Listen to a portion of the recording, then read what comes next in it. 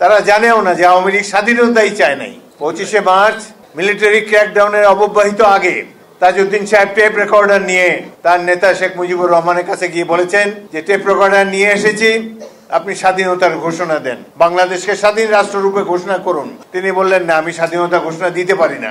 তিনি অখণ্ড পাকিস্তানে বিশ্বাসী এবং তিনি বলেছেন, এই কারণেই বলেছেন যে আমি যদি আজকে স্বাধীনতা ঘোষণা করি তাহলে আমাকে বিচ্ছিন্নতাবাদী হিসাবে চিহ্নিত করা হবে, আমার বিচার করা হবে। 25শে মার্চেও তিনি চিন্তিত তাকে পাকিস্তান ভাঙার জন্য অভিযুক্ত করা হতে পারে, অথচ তার বলে এসেছে, তার দল বলে 7ই মার্চে নাকি তিনি স্বাধীনতার ঘোষণা দিয়েছেন। কতখানি মিথ্যা সবর্ব। এই কথাটি এই জন্যই বললাম যে আওয়ামী লীগ স্বাধীনতা চায়নি, চাওয়া সম্ভব না।